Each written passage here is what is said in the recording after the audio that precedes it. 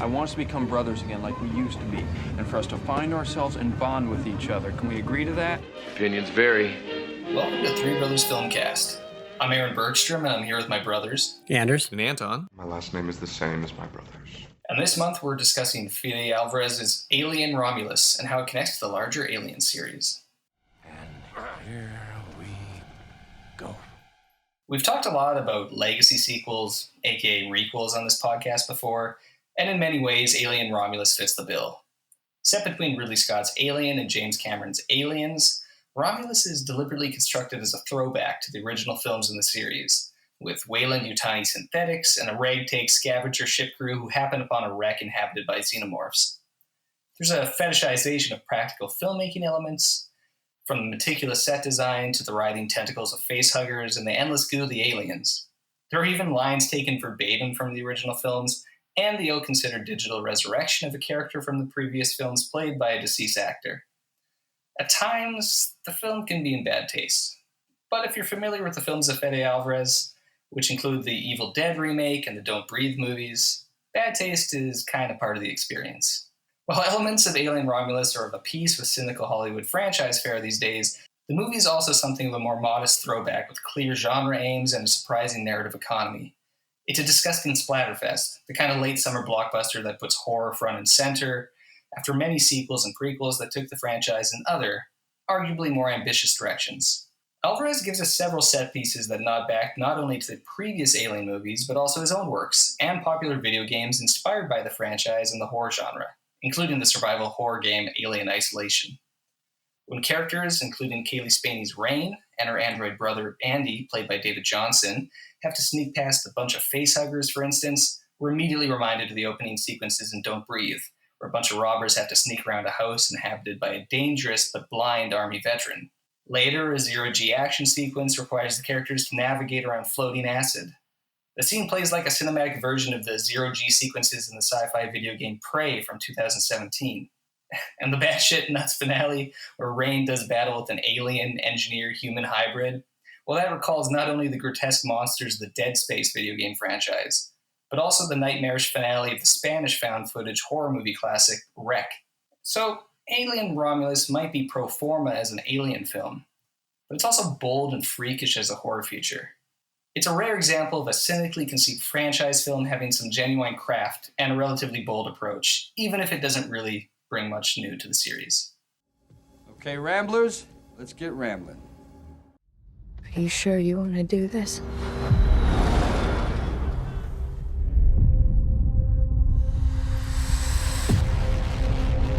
There she is. You want to break in and steal highly regulated equipment. This could be our only ticket out of here. Should be in and out in 30 minutes.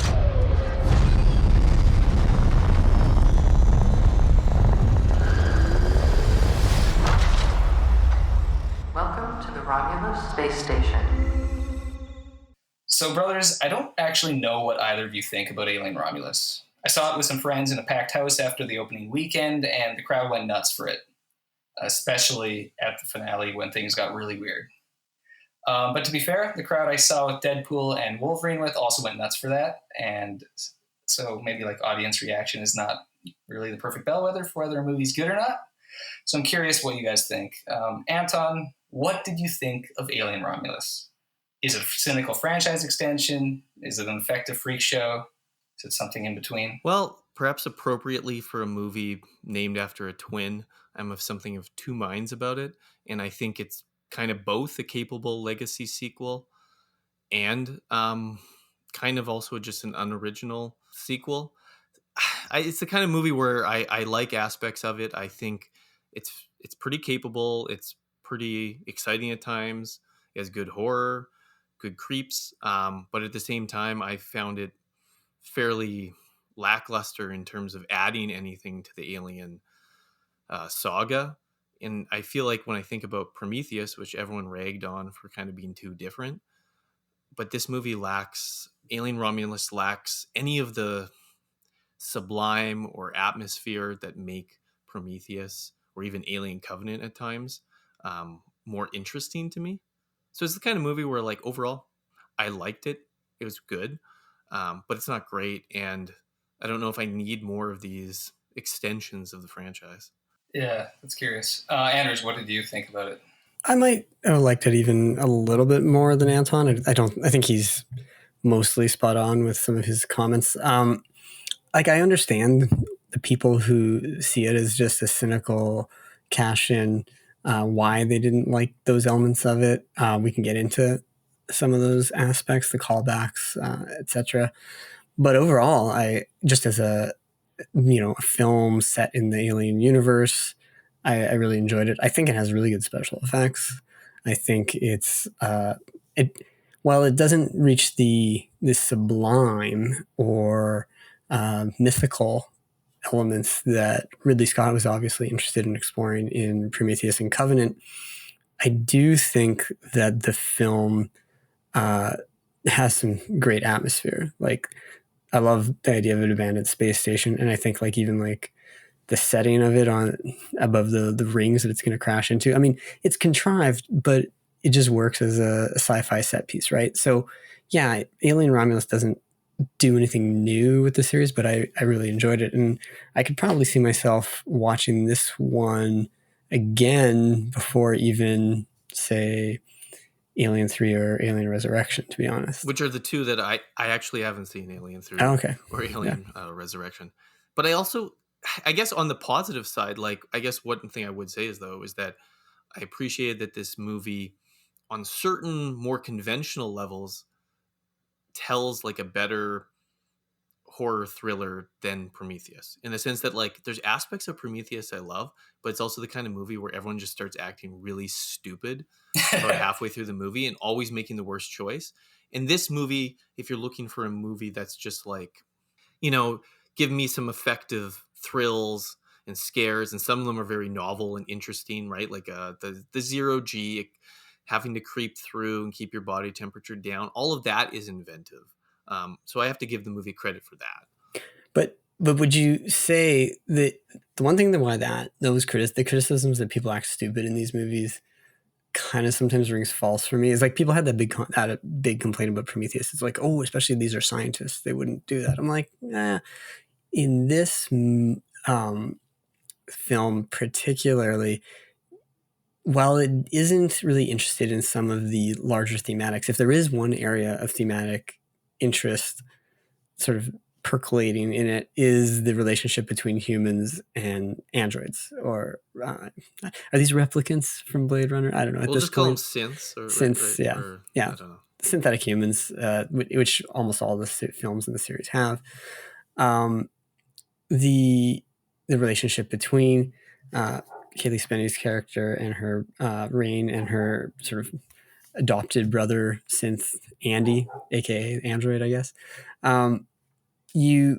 She's motivated by emotional, and whenever people do stupid things, it's because they're emotionally motivated, right? Get it, open up the door. That's my friend, my lover, my whoever in there, and a synth would be like the calculation. Like, I understand what maybe rationally why you want to do that, but like, why would we sacrifice these 3 people for 2? It doesn't make sense, right? I don't think that this movie suffered too much from kind of like characters acting stupid in a horror movie. No, like I always kind of expect it. And Aaron's right, very right about this is like more of a slasher than anything since the first Alien. Right? And it is, of all the film, there are callbacks in this film to almost all the previous Alien films, including, funny enough, like Prometheus and Covenant. But this one most clearly wants to be the original Alien, right? And it leans really, really heavy on Jerry Goldsmith's score for Alien as well, in terms of the score. Yeah, the Benjamin Wallfish score is really, at points I didn't even think it was like an original score. No, exactly. Like, even more than Jed Kurzel's Alien Covenant one, which again is very following it. I thought in your intro you sort of you are almost approaching this movie more as like maybe than Anders and I as like a Fede Álvarez sort of horror movie, and I think maybe like you could speak a bit more to that in like his previous stuff. Well, so Fede Álvarez, I'm actually a big fan of him, and I think he's one of the most. So it's which were the Don't Breathe. So he did Don't Breathe. He did Evil Dead remake. Okay, the remix. And then him and his writing partner directed Don't Breathe 2, and they work together. They both wrote this movie as well. He also made the Girl in the Spider's Web, which is not a good movie, but he's sunk by some really bad studio choices in that movie. Okay. So I don't. Is that the Elizabeth Salander? with the yeah. little one. With Claire Foy. Yeah, so one thing with Fede Álvarez is that he's the rare Hollywood filmmaker who's not squeamish. He will put like a truly disgusting, abominable moment in a movie and be like, let's see how they react. There's definitely some of that. And the ultimate scene in this is the birth scene. Yeah. With like the acid placenta coming out. And like, it's just horrifying. After the movie, I told Anders, I was like, there's no way my wife would ever watch this. No. I wouldn't recommend it to her. But in a completely full auditorium, people were like, oh my God, is this what's going on? Yes, this is going on. And then when you finally see the like hybrid come out, you're just like, what in the world is this? It's actually super creepy. Like it's actually more creepy than the alien human hybrid in Resurrection. Oh, absolutely. But it's because it's also bringing in the engineer stuff. And yes, the engineer reference, right? In the way the face looks. And that's because the injection, right, of the stuff is like the goo that the engineers use in Prometheus. And stuff. Okay, that's the connection. That's the You guys haven't played the Dead Space series, but the Dead Space series is about you're like a reclamation crew guy who goes onto this abandoned space station, and then things go to hell, and it's all these people who've been like Cronenberg mutated into like disgusting monsters that are like really long and spindly and like crawl around, and you have to like use your mining tools to like cut their limbs off and stuff. That's really what it reminded me of, and it's actually the thing where I'm like, I know they've been wanting to make a Dead Space movie a lot because it's a super popular game series and it's very atmospheric and actually super scary. Like it's a really tough game that's really scary. And I feel like, man, Fede Álvarez, he should just be the guy to make that because it's creepy and gross and disgusting. But going back to the main things that I think as an Alien movie, this isn't my favorite Alien movie. I still think even as an Alien movie, it's better than Alien 3 and Resurrection. I don't really like those movies that much. Alien 3 is compromised anyway. Yeah, but Resurrection's like goofy and weird in its own way, but it's not very satisfying as a movie. And I really like Prometheus and Covenant, but again, they're not like perfect Alien movies. They're very much Ridley in his weird like mythological mode, doing his own things, right? Yeah, the movie's about David. Yeah, David's a great character, but it's not. The alien stuff never felt super organic in it. Yeah, for twofold. Is that it never seemed like it seems somewhat jerry-rigged onto the plot, but then it also seems those movies actually, however much I think Prometheus is like a beautiful movie, it really is. Oh yeah, it's very digital. I felt like this movie, for however much the practical effects is a bit of a legacy sequel thing, the sets are awesome and you can feel the weight of things and everything seems really grounded. And when you're in a space, you understand like that. There's a bit of tangent. I'll bring it back to horror stuff, but like that.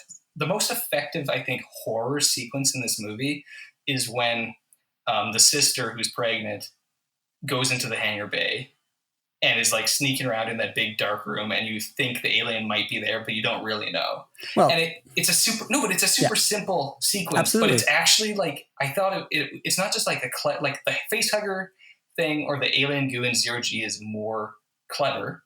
It's more thoughtful and inventive. But I just thought for a pure, like, scary scene, this scene is actually scary. And I'm like, I can't remember the last time the alien, like, creeped the shit out of me. Yes. And that's the thing I liked about this movie. Again, in its leaning on the first film. Like, when I teach my horror class, the couple times I've done it, both, I always use this, when I talk about Alien as a horror film and a sci-fi film equally.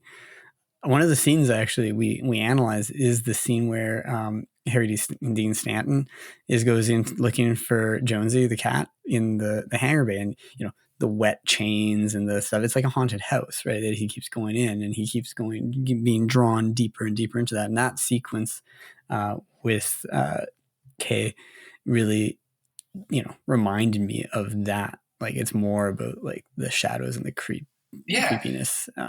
And I like those moments. And I will say also though, like the space stuff is pretty good in this movie too, for the brief moments we get of them.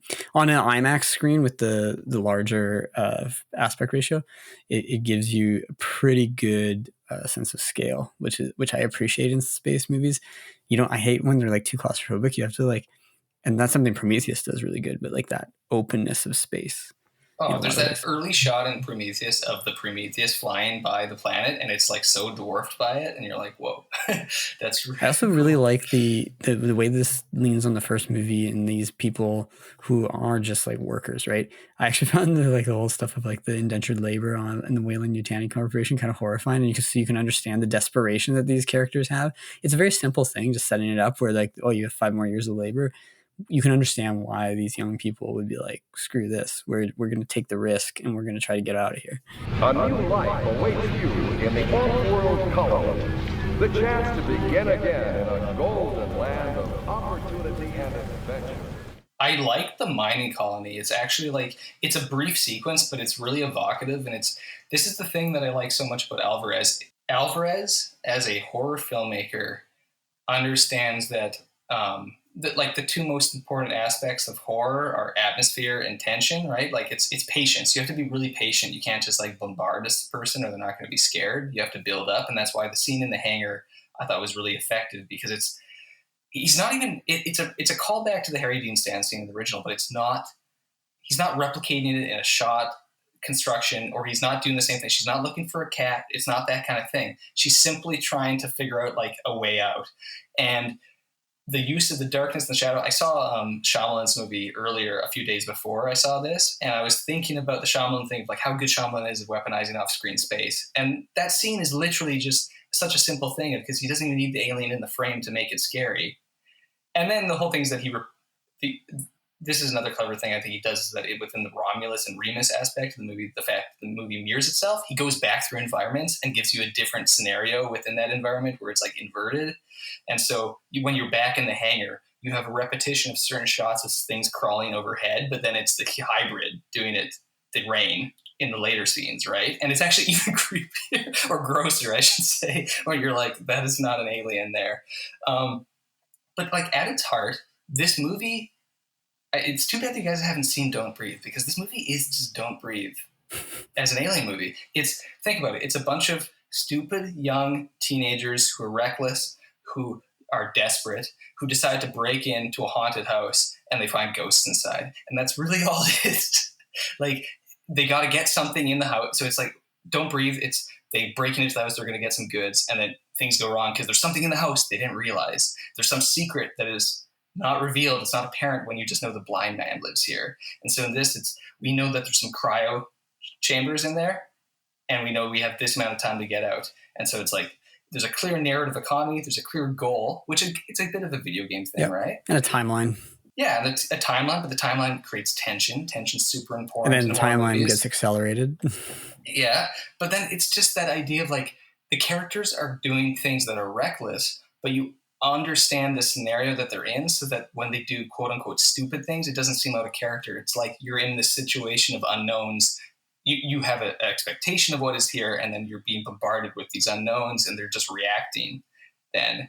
And it's just, the haunted house, the house of horrors, right? Things pop out, literally face huggers pop out, fly at them. And then it's just the idea of you go through one environment to the next of what is the next part of the freak show going to show you. And it just escalates, right? This is why the movie is, in some sense, like really conventional as a horror movie. But Álvarez knows what he's doing, and he's created this like clear escalation structure within a horror scenario. So the movie really, maybe more than even the original, is like a horror movie first and foremost. In like a haunted house movie. Yeah. But I'm curious, Anton, like, what do you think about it as a genre movie? You haven't seen any Álvarez movies. Like, do you agree that he's good with atmosphere and tension? Or I thought like the atmosphere was good. I thought like, I think Ridley Scott does a better job in Prometheus and Covenant. I think you're making me see aspects that I think you're sort of showing some of the more admirable aspects of the film. I think like as it went on, I got tired by all kind of the reference points. Yeah. In that, like, I just don't need, it was a funny enough joke, but like, I don't need Andy to say, the Ripley line. The Get Away From You bitch is the one that actually was more egregious to me than some of the earlier callback But I just feel like, I guess I'm just I'm getting tired of like the legacy sequel thing, in the sense that like, I didn't need this movie to be so embedded in the first Alien and Aliens to some extent when the way they go into sort of the I don't even know what you call it, but when the nest and it's building up, they're building up their nest and their hive over top. I was actually waiting for a queen to come. Yeah. We never get a queen. I want to get into some of the things, Anton. I think I probably share some of your criticisms of some of the callbacks, and particularly the digital resurrection. But I just want to say, like, just in case anyone listening, it isn't clear, I actually really enjoyed it, just on a purely like fun summer movie level. Yeah. I had a good time. I was never bored, and I was never checking my watch. I liked it. And I was like satisfied. The more I think about it, I'm like, there's some things, but like, I just really liked it. I actually really like it, but if these things that I think Anton's now going to start pointing out weren't there, I would think it's like great. Yeah. Yeah, a great horror movie. Well, I just like, I found it. Yeah. Like I would say I would recommend the movie if people are like, oh, how's the new Alien movie? Is it worth seeing? I'd be like, yeah, you should see it. It was good. I found it gripping at times. I found it creepy at times. I found it weird at times. It's effective. What I just feel like I'm getting to a point where I don't need a movie to give me reference points to a movie I love. I could just go back and watch the movie I love. So it's like, I just find I don't understand the sort of like the idea that like we need to create something so we can all just sort of enjoy what we enjoyed about the original Alien again. Because I do think you can like rewatch the movie. But at the same time, like that's not all this movie is. So that, I mean, to be fair to it. But if someone was like, how is this as part of the Alien franchise? I guess my thing is, what I was trying to do with my comparison to Prometheus is that if someone was like, how's Prometheus as a kind of like a slasher movie? I'd be like, yeah, it kind of gets a little bit silly, like, but it's a movie that interests me more. There's nothing in this movie that particularly interests me on like a cerebral level. Sure. Let's just say, or even fair. on like on a aesthetic level. See, I think there's some aesthetics here that are Space good. Station a lot, but it's also, this is the reason why I point out the video game stuff. Like, I'm a huge fan of the game Prey, and the like 0G Space Station stuff really reminded me of that game. I am really intrigued by using science fiction environments as a way to essentially play with a horror movie environment in this movie, right? It's like there's a 0G thing, the whole like the Purge. The Gravity Purge stuff. Gravity Purge stuff attention. Is good. I did find the spinning alien blood acid too much. Like it was a little too ridiculous. I didn't believe that you could actually go through that. Well, especially the way that scene resolves with her like using the gun to move and stuff. Like, yeah. Like there's that scene, and then there's the end when she's hanging out of the spaceship. And I'll say that they're well done enough that I think you can kind of give them a pass. I wouldn't say that they push it into the realm of like ridiculous, but I'd also be like, yeah, it's kind of stretching my belief. I don't know if like that quite works. I will give a lot of credit for how creepy the alien human hybrid is. And it's like he captured like all the weird images around sort of bizarre meme creatures.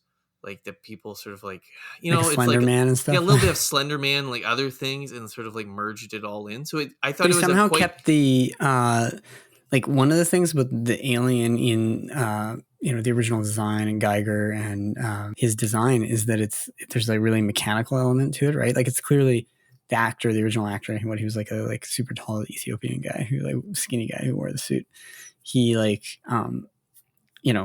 on top of it, there's like hoses and pipes and things, and they almost just allow that to be part of the aliens thing. Yeah, so when he blends into the ship, it looks like it's a part of it. Exactly. Right? But they somehow kept that with the humanoid aspect, and that so there's like almost like holes coming off it and stuff like that. It's really gears almost in its shoulder bizarre. joints. On a horror level, it's really so. Actually, this might be one of the most interesting things to sort of like explore on like a horror level, because so when people are like, "What my like." young kids are asking me, they're like, so like what is these aliens? And you're like, in some sense in it's not alien in any sense of the extraterrestrial that like it would visit. Like aliens, right, are never that. Alien here is just like, how do we distill alien meaning like the other, not like us. not like us, whatever's different and we don't understand and creepy. And that's why that weird sort of, you're right, Anders, there's in the design, it's sort of humanoid, but there's a melding of all these different things, even the mechanical type aspect that we don't understand. Whereas here, it starts to bring in because it takes something that's familiar and then like makes it look strange. It actually, it creates a different kind of disturbing and revulsion, especially because we see it grow from the birth. And that's like, that's maybe one of the most like pushing it out there, like horrible things I've seen on screen. That's in a while. sicko shit. I like that. I think this movie this movie, it's because not only does it lean heavily on Scott's filmmaking and Goldsmith's score, it is more indebted to the production design, Geiger's monsters and Mobius's like suits and ships and stuff like that, right? Like those kind of the old space suits that look like they're, with the dome, stuff like that. The retro design film. The fact looks that very 70s or have your green font. So and Geiger's stuff is so like freighted with like, bizarre sexual imagery. Well, this and, movie also brings it. This movie brings in more of his design stuff, like the weird vaginal pod that the alien is like growing in that one scene. No, we haven't. Because it's the thing that bridges between the little guy that comes out of the chest and the big alien. Yeah, and they never did not. The other ones, I was saying that to Anders. Because in the original, you're not clear whether it just goes straight from just growing that little guy and sheds his skin and gets bigger and bigger. That was the insinuation in the original. It just sort of grows and sheds its skin. Like a snake, yeah. But here, like adding that on the wall, but I guess that maybe explains how you get this bizarre sort of like hive nest growing that grows on like the walls. Like an alien, yeah. Yeah. In Aliens. Aliens, yeah.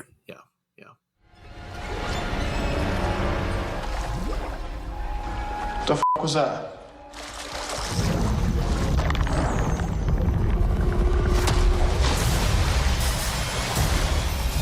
Yo, something in the water. What do you mean there's something in the water? I don't know, there's just something in the fucking water. In terms of like, it's interesting because much of this movie, it seems like the studio mandate was like, bring us back to what people like about the original Alien movies, or what we think people like about the original Alien movies, right? Which is like horror movie in space, haunted house that's on a spaceship. And the alien is this kind of like demon ghost thing that is like haunting the ship. It's a slasher, right? Slasher in space. Yeah, and then we had a final girl. And you got a final girl, which we'll talk about. And it seems like the things that I like about that is that Álvarez very deliberately bringing in the genre elements again and like thinking about these aspects of like how can I design it to scare you? How can I use the novelty of the environment in a way to like create tension and this kind of nightmare feel?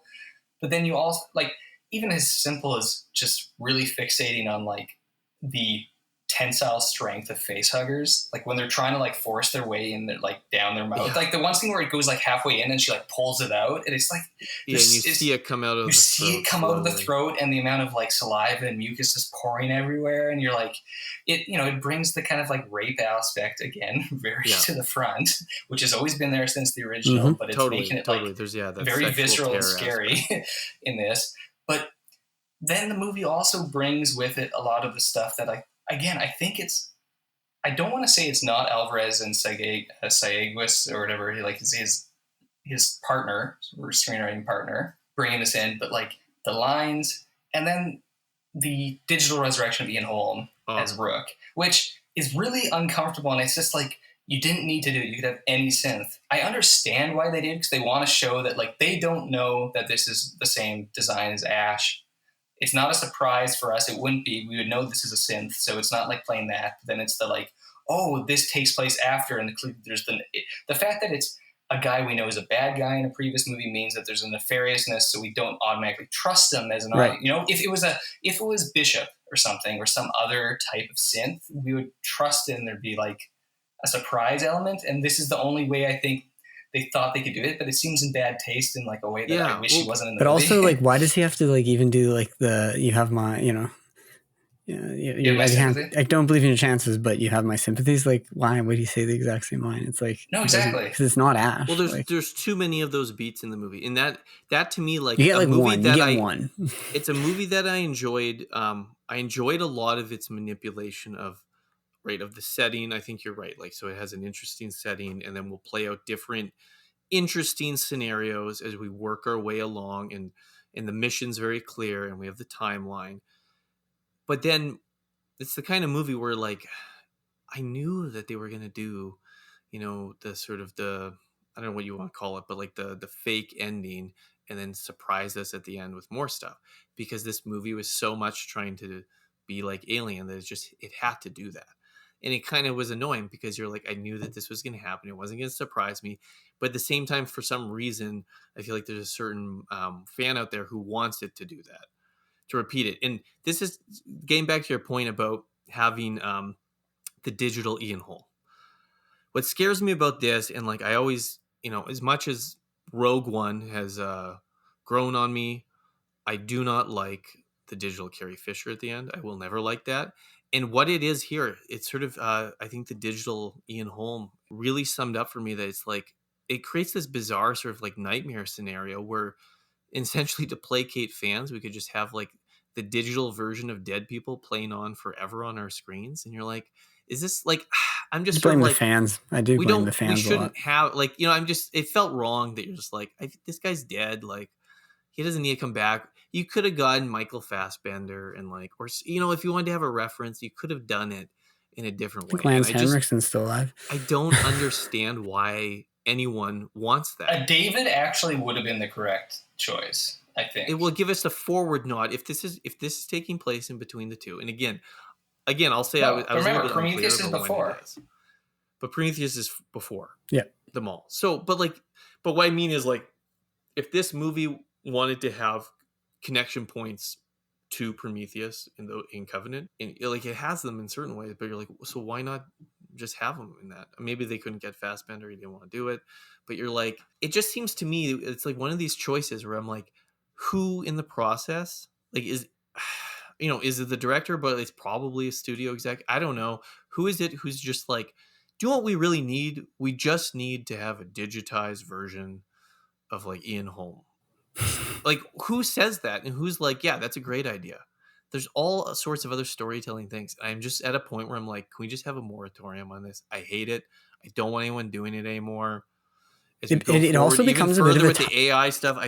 We gotta kill it. We gotta kill it like the replicants. We can't let it. But it also becomes like a tiring, like, I don't really know anybody who actually likes it. Like, there's people who are like, who's it for? That's what I mean. Like, maybe there are some fans. I think I do blame fan culture a little bit, because like it's the same people who were like up in arms about the fact that, Alden Ehrenreich is not Harrison Ford in Solo, right? They would rather have a de-aged Harrison Ford or something like that, right? And I do kind of blame, with Marvel doing that, and even directed by Martin Scorsese. Indiana Jones did that. Yeah, I know. Destiny. And it did it much better, but it helps to have Harrison Ford there. But you know what I mean? Like, it's like this idea that we can't, like, if the original James Bond series had been nowadays, like, you would just have a de-aged Sean Connery because nobody would accept a new Bond. And like, you don't have to explain it. You don't have to diegetically like explain. You just cast a new character. That's just how it goes. Yeah, it's you're right. And in that sense, it's like an extension of continuity obsession that you're going to extend it to sort of the visualization. And that again is like, I like practical effects. And I like that this movie is invested in trying to create a more tangible atmospheric location for this, right? But then Rook doesn't look that real. But there is also a sense then that like, it's like we want like a perfect mimicking to like, or we can't like enjoy it. Right. Whereas like, again, like what Prometheus gave me was things that I hadn't seen before. This, you're like, yeah, maybe the rings.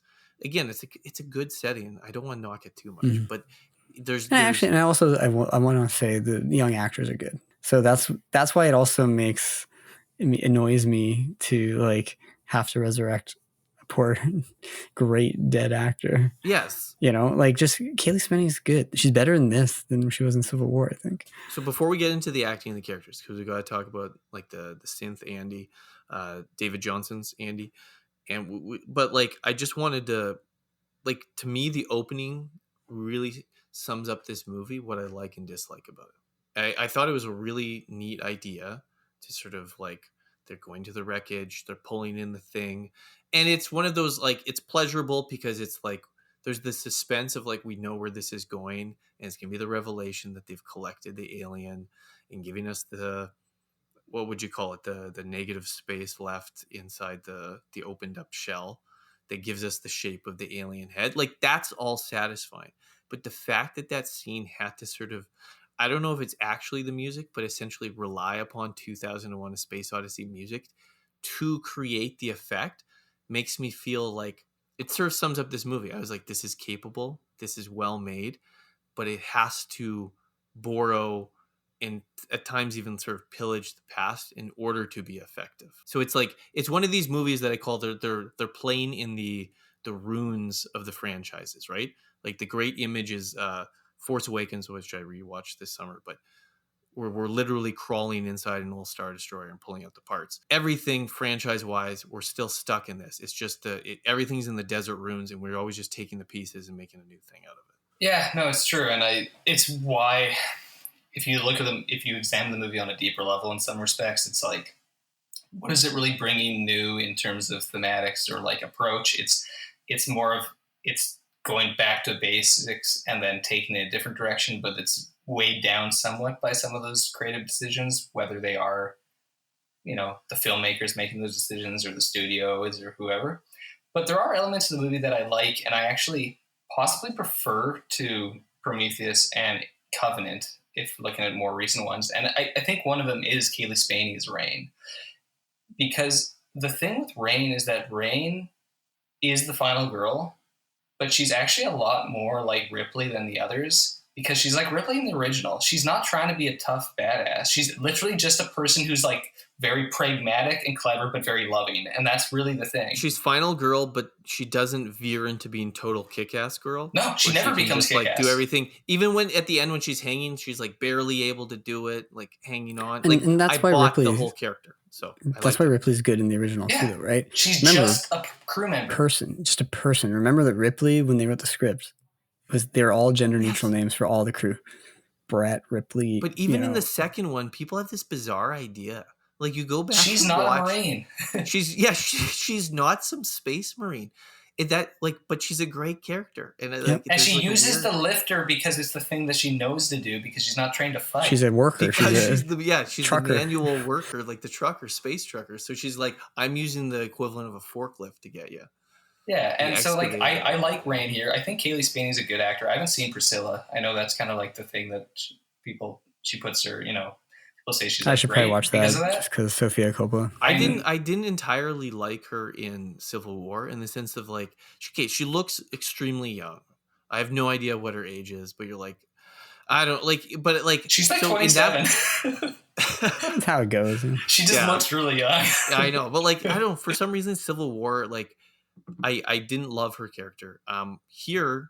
I basically for the whole time I sort of bought the character, and I think also the dynamic with David Johnson's Andy is really good. And that again, it's like this movie lacks originality, but it has some innovative tweaks. And this, you know, so if we're taking the synth idea, it was kind of a clever way of like, we'll literally have a chip go in to flip your personality, and we kind of get like the very data. You know, it's kind of like it is very data. He's kind of like an autistic like synth at the start, right? Yeah, like he's disabled. At first you think he's damaged. just like the awkward brother, and then when it's revealed, and then he slips between sort of, you know, the different versions of synth that we've seen, and then he kind of becomes a little bit like David, where he's like, I'm going to be a little bit more suave, a little bit more sinister. We don't know what you're up to. Well, the scene where he brags about I closed the door, the perfect moment, actually. Yeah. And the creepy visual image, a really good creepy visual image when he's frozen in the room where all the light is red. Oh yeah. And they're waiting for the alien, the face huggers to crawl through the water. Like that, again, like I'll give credit. That's a really great visual image there. Also, it helps to have like the boyfriend, like Tyler and his friend. They're just annoying British so guys. Annoying.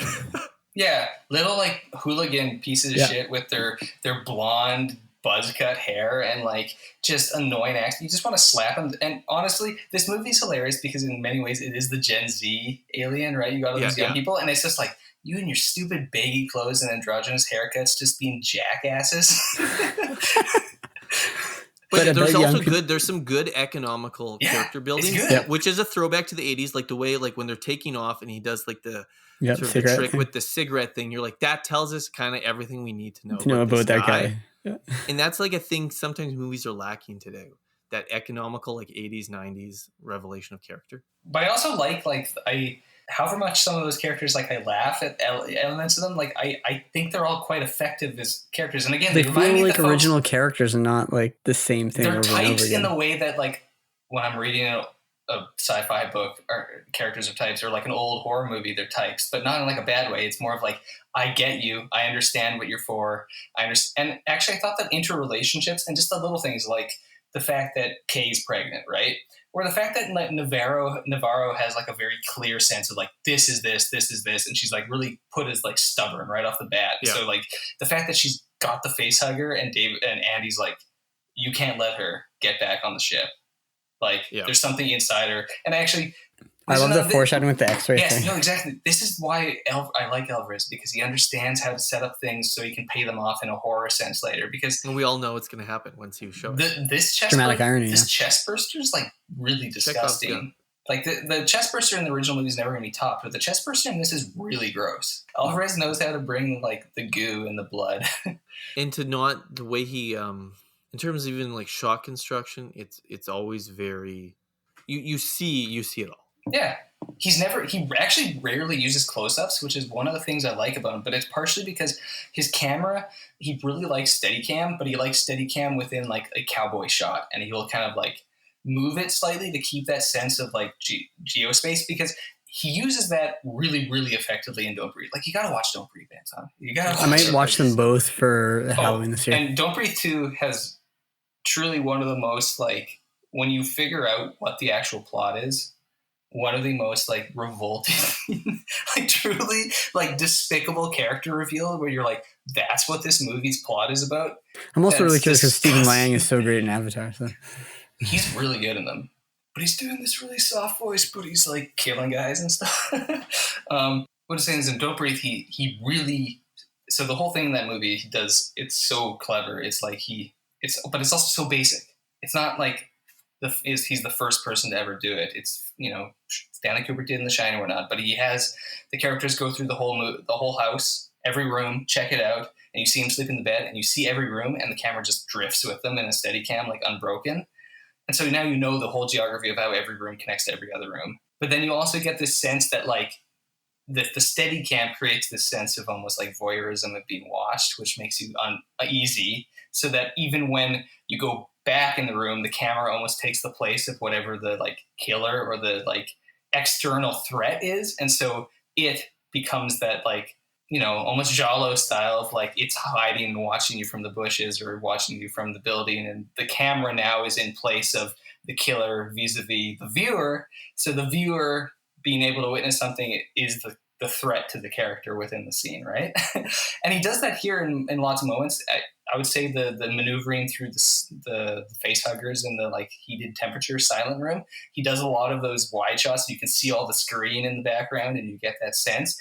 But it also is that like you need to understand if people they're going to bump into something, or that just constant movement creates a subtle tension within the camera, right? Like what you do with a camera within a horror movie is so important. Like in Paranormal Activity, the fact that it doesn't move ever forces you to watch for things that might not be there, right? But if the camera's always moving, then the camera itself becomes a part of the action in a sense. And he just knows what he's doing in these scenarios. And I actually appreciate that, because however many, you go see a movie now and sometimes you think it's like pretty good, but then you're like, does this filmmaker like understand some like basics of filmmaking?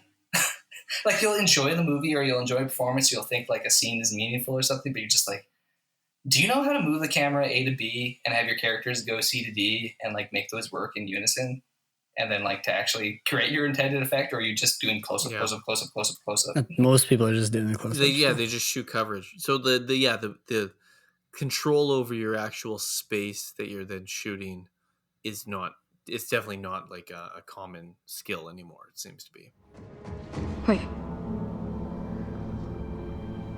Do you see it?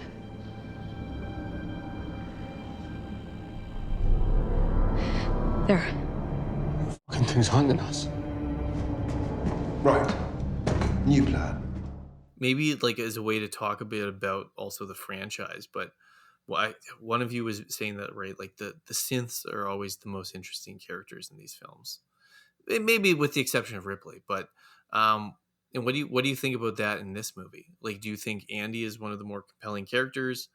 Because I'm just thinking of the way that Fassbender's David really dominates Prometheus, And then especially Covenant. yeah. Well, like to the point where he's the villain of the Covenant and everything, right? Like, Mm-hmm. That movie's such a Luciferian tale in its whole like imagery and everything, and even just They really just should have called it Alien Paradise Lost, but yeah, it would have been awesome. I agree. I think Andy's the best character in the movie. It might help that I think it's a really good performance. Yes, I would give a lot of credit for the performance. It's one of those cases where he's really good at modulating his voice, and the voice does a lot of work here, but it's like the physicality of the performance is really compelling. But even like pre him getting the chip in, and we see the transformation within the film, and it's always interesting when you get an in-film transformation of any kind of character, so you can compare and contrast, and so juicy it shows for the actor if you can pull it off. Juicy for the actor, and if they pull it off, it's really entertaining to watch. But I like the moments like when Tyler and the others announce to Andy, well, this world we're going to, you can't come with us. They don't allow synths here. It's a pure planet. It's only for people. They don't have the things that Weyland-Yutani. It's not a colony planet. It's like a proper planet. And Andy kind of looks wistful, and then he's like, that's fine.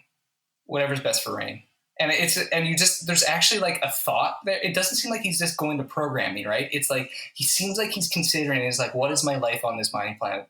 Well, actually, the most meaningful thing I could do for myself is actually just to like help her in any way I need to. And it's not like a servitude. It actually seems like an affection. And that's the kind of moments that make him seem really interesting, despite how much they talk about his programming in the movie. It's like, your programming's been overridden. mm-hmm. But like, do you guys like him as well? I think the synth, Ridley Scott did produce this movie, right? And he loves the synths. So he always... I mean, Ash is like the secret villain, kind of secondary villain of the first movie, right? And then Cameron plays on the expectations and makes Bishop heroic. Yeah. I love Bishop. So Bishop's great too. Then Resurrection does an interesting stuff with that. I'm not going to spoil it for Anton if he's never seen it. So there's something about also then, because one of the themes of all these movies is a future that's like corporatized and corporate domination. And then there's the sense that the synth then always has this potential dual loyalty between like the characters, but then also because it can be programmed to the company. So it's always used as a way to sort of, also because the company's usually faceless. I mean, we get Paul Reiser's character in Aliens, who's pretty great. But I was just going to say, the Paul Reiser thing actually makes one of the undercurrents of the Alien franchise is this like almost revolutionary anti-corporatism, right? In that the show is like it shows like a future where it's like, like you don't even get a sense that Earth has governments anymore. It's just these conglomerates. More similar to Blade Runner and that like Tyrell Corporation and stuff. Yeah, right? But like Paul Reiser in Aliens has that servitude, has that idea of being the face of the company, what's best for the company, despite the fact that he doesn't have programming. It's just greed that makes him do it. Greed is his programming. Yeah.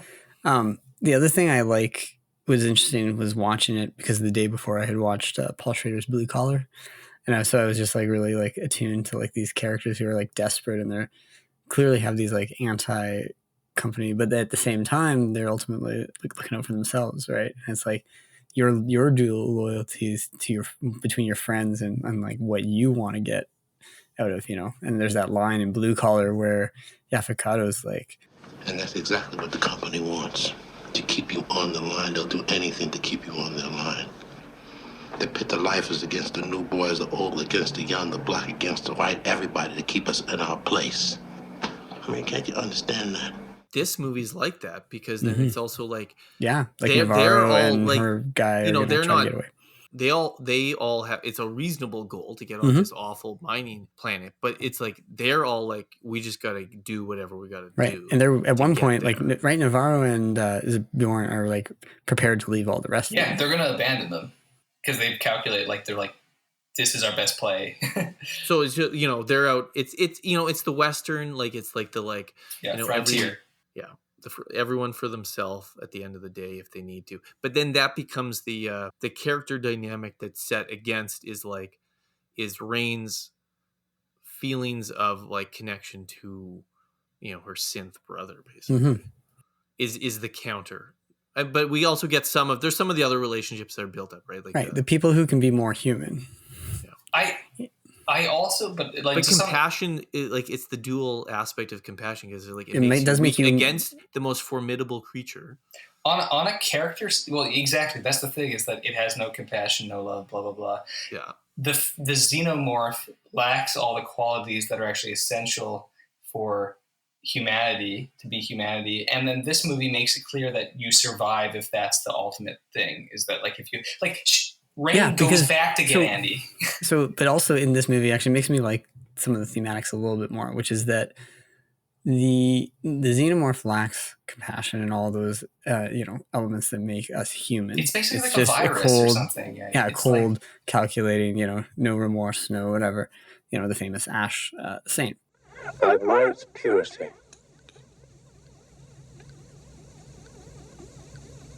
A survivor. Unclouded by conscience, remorse, or delusions of morality. And in the film, the scientists who were working on Romulus Remus Station come to the conclusion that humans are too weak to survive in space, right? And so they've been trying to extract the essence of the alien, the sort of the engineer sort of thing, right? And in the idea, but ultimately, ironically, that destroys us. And it's actually the compassion and the human elements that allow Rain to survive. Okay, this then explains, because I was saying to Anders, I was like, for a movie that's named Alien Romulus, I was like, I thought there'd be more like twin imagery. You, Aren, pointed out that, some of these scenes have these sort of, we'll show you it once and we'll show it again a second time, to have some variations. So there's it's like the original Halo video game. You go through all the levels and you go all the way levels backwards. But then also it gets to the themes of, right, like Romulus, Remus is the brothers who kill each other. So it's like, are we just like, is it that sort of is inherent competition in trying to sort of kill each other despite all bonds or whatever? Is that the inherent thing of humanity? Or is it something else? They built the right. The empire was built by Romulus killing Remus, and he builds eventually Rome, and then.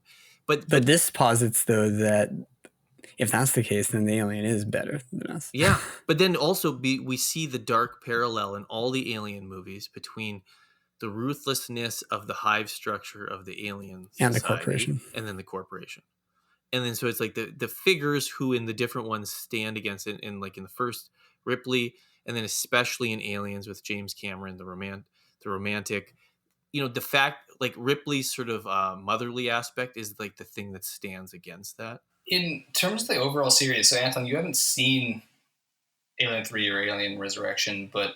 Yeah, so I feel like I've seen parts of them, but I've never actually watched the whole movie. So I would assume Romulus is probably your least favorite then of the series. Like, do you like Covenant and Prometheus more? Yes, I would say so. If I was going to rank, so let's just do a ranking. Like, so for me, man, oh my goodness, it's actually really hard to say. I know, because Aliens is your favorite Cameron movie, right? Yes, like yeah, but Aliens almost like it's almost top 20. Like I don't know.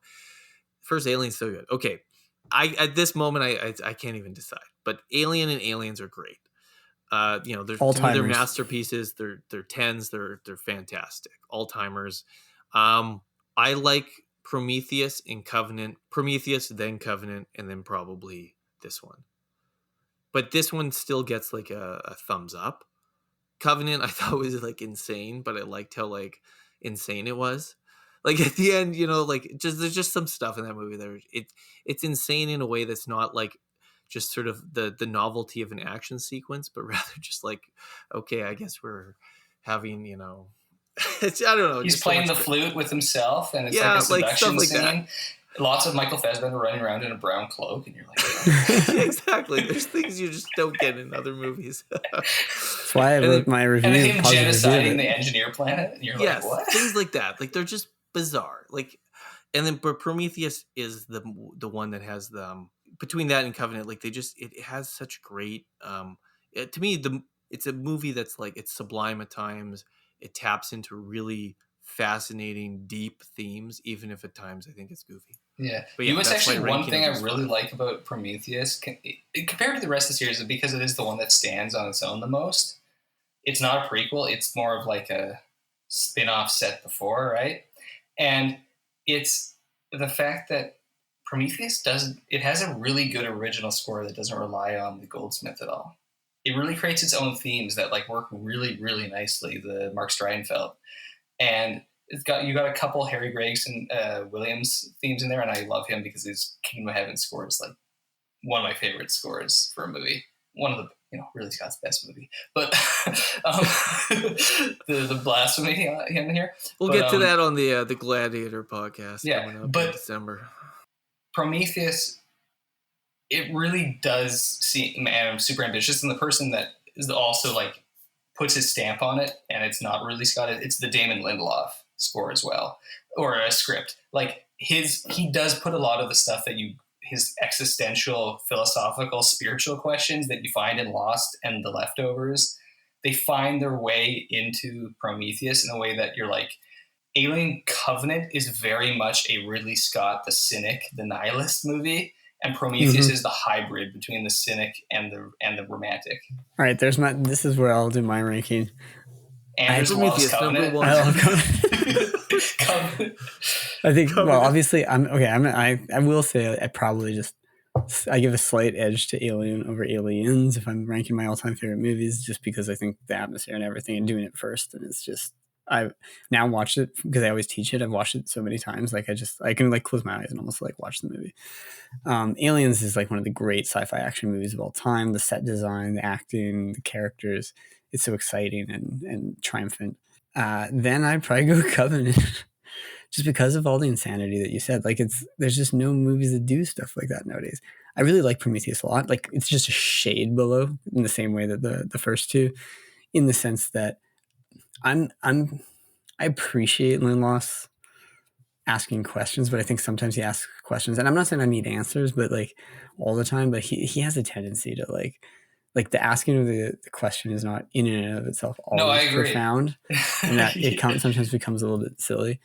But that movie Prometheus has some incredible visuals. I like the cast, everything as you said. I'm intrigued by your next. It was also great 3D. But then definitely, I'm gonna definitely say though that Romulus, I'll watch Romulus again before I probably watch either Alien 3 or Resurrection. So this is you. This is your. Because you and also I've never seen the AVP You were also ones. big on the Scream requels. Yeah, right? You were a big fan of them. So yeah. Now 3 versus, it's hard to say because 3, it's not really a proper movie, and I've never actually watched. I should watch the work print. Qualified, not a proper movie. Yeah, in that Fincher lost Final Cut. Okay, so like it's just a butchered cut. Yeah, it's I probably should check out the work print that's on the Blu-ray set that I have. Maybe I'll do that this fall.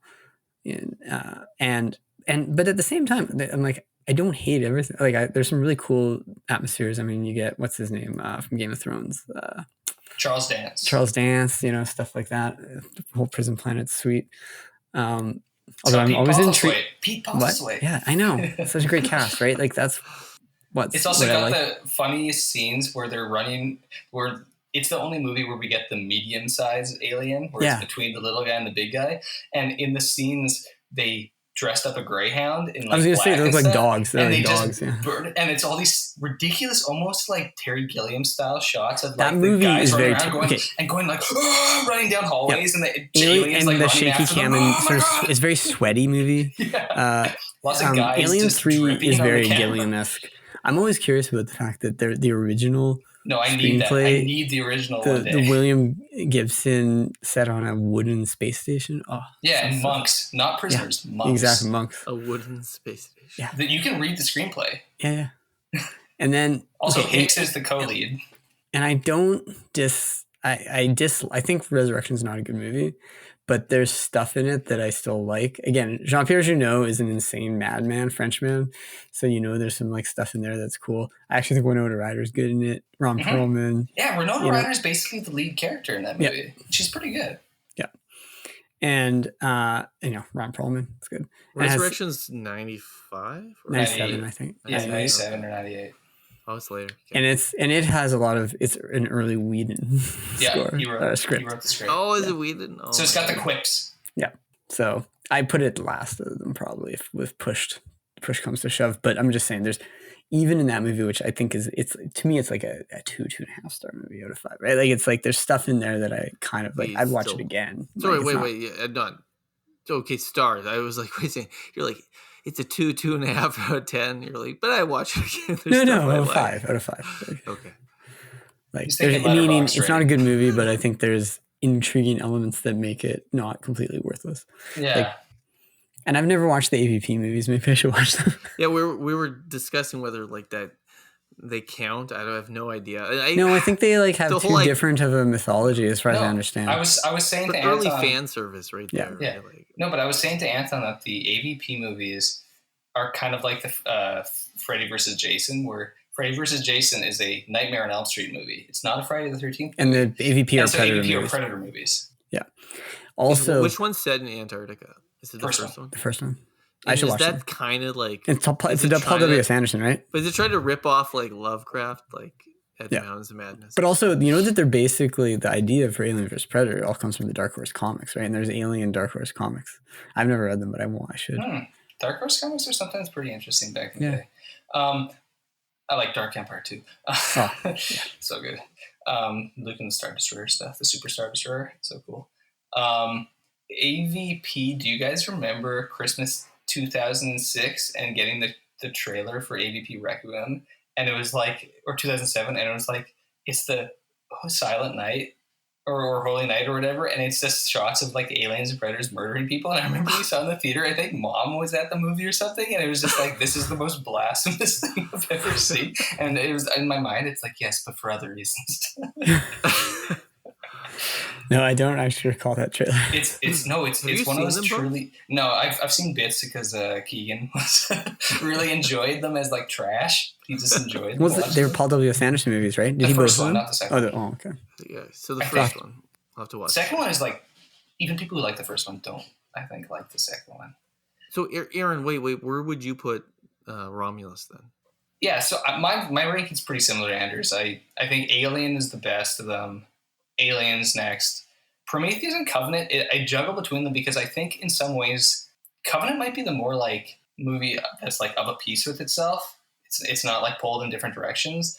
I think Prometheus is probably the better movie at this point, or like the one that I think is like doing more interesting things and I'm more likely to go back to. Like Prometheus is like a prestige movie in a way though that like Covenant isn't, right? Like, yeah. I was a big fan of Prometheus when it came out. Like I gotten many arguments with people being like, no, this movie's actually super interesting, and I like that it's not trying to be an alien movie. It's being its own thing. Don't worry, we did. It was one of our earliest roundtables way back on. No, people are already coming around to that. Okay, yeah, because we were right. But we were right from the beginning on our. We're going to be right about Prometheus. Early on, people can go back on the website and find our original 2012 roundtable on it. I like Covenant is one of the most like pitch black, heartless movies ever. Like the scene that epitomizes Covenant is just, oh, you've come across my dissection scene of the hero of the previous movie, who I just keep here as like a thing I like poke around in her. And it's like, it's just monstrous. But I liked Romulus a lot. I probably like Covenant more, but like I had a really good time watching Romulus. And it might just be that this year, more than most years, I'm willing to take movies on their own terms if they are entertaining me, because I actually find a lot of new movies not entertaining at all. Yeah. Like you're not even meeting me halfway as like something that I can watch with my phone in my hand, you know? But this movie, I was into it, and my friends who I saw with loved it. They weren't really expecting, but like they were completely on board and loving it and were really creeped out. I like that. I think it's probably the scariest one since the original. Aliens has a lot of creepy scenes, but it's not really scary in the same way. Like where it's very rare for me in a movie because I watched so many horror movies in the theater with a bunch of other people to be like, oh, I'm actually like pretty creepy. Like, I don't really want to watch the screen right now because it's like freaking me out. And there's a couple moments in Romulus that had that. So Romulus is definitely up there, and I'm trying to think of how much I like it. And maybe it's it's a bit of like a bell curve thing of like 2024. I've said this on previous episodes. I think it's been a pretty bad year for movies. So it's one of the, based on like twisters or those summer movies that like, am I overrating them? Maybe, but I enjoyed them quite a bit. And then I'd probably put Alien 3 just because I can kind of see what the movie it could be underneath it. Exactly. And I like some of the aspects of it. I like the performances. I still think killing off Hicks and Newt is like pretty egregious, and there's things about it I don't like. Resurrection, I don't hate, but it really is it's a Whedon movie with a Euro sci-fi movie. And it's just like, this isn't really Alien. And all the like hybrid stuff is really stupid. I don't think Sigourney Weaver is very good in the movie. I kind of wish I don't think she really wanted to do it. No, there was a money thing. Winona Ryder is the main character. She's pretty good in it. She's cool. And I like the other parts of the crew, but it's just, Jeannot is an acquired taste. I think Amelie's the only movie of his that really works, and I don't even particularly like that. It's very confectionery. Like, you never want to take too much of it. But I probably like some of his other ones better. But I mean, overall, the Alien series is good. Yeah, like it's not quite Scream where people are going to disagree, but I think every single Scream movie is good. I don't know if there's many franchises. Yeah, 3 or 4 are good movies. Like, I think enjoyable. What if you're talking about a franchise above like 6 movies or whatever, what is the best franchise? I would say in terms of consistency is Harry Potter. Like, every single one I think is like very good. The Star Wars movies, however much the sequels have some issues, I think that it's like, if you're just taking them as movies ultimately compared to a lot of other blockbuster fare, like, no, these are very entertaining movies. They have issues for the people who are very invested in them. But I don't really count like Potter and like Lord of the Rings and stuff because they're like based on books. No, exactly. You have good source material. I'm talking about like series where they don't know where they're going and they're like churning out. So like, but that's why I think of Scream always. Like, Scream is the one where you're making that because it's true Hollywood. Like, this was a hit, do another. This was a hit, do another. I think the Halloween series is actually better than you think. And Halloween Ends, very interesting. No, but like, even the David Gordon Green trilogy, right? It's like, it's interesting. It's not like crap. My Exorcist Believer was so disappointing. Yeah, Believer was atrocious, but I don't think his heart was in that one either. But Alien, it's a pretty good series. You got a couple ones that are like mediocre to bad, but I don't think you have any abominations, and you have a couple all-time classics and several like good. There's not many series where you have 2 like legitimately of the best sci-fi movies of all time. Yeah. I am really curious. So just kind of to close on a Romulus comment, and I'm again, I don't want to put too much stock in like audience reaction, because I think a lot of the things in this movie are put in there to get a reaction of the audience. The things like the Rook stuff, like Ash coming back, so aka Rook. The lines, a lot of the approaches to some of the set pieces, like the elevator scenes, are very referential, right? And reverential. Yes. But both those, yeah. And I think the audience liked them, but I don't think that the audience reacted in the way that they're like cynically constructed. I think it was more just the audience was like engaged with it. And I will say that for people who aren't as invested in like continuity or thematics, or they're not really fighting over like, is Prometheus or is Alien like the real series thing, I just appreciate a movie that actually tries to grip the viewer, and it clearly works. So all these people who seem to really hate Romulus seem to be, frankly, a bunch of like loser critics who just don't really like horror movies.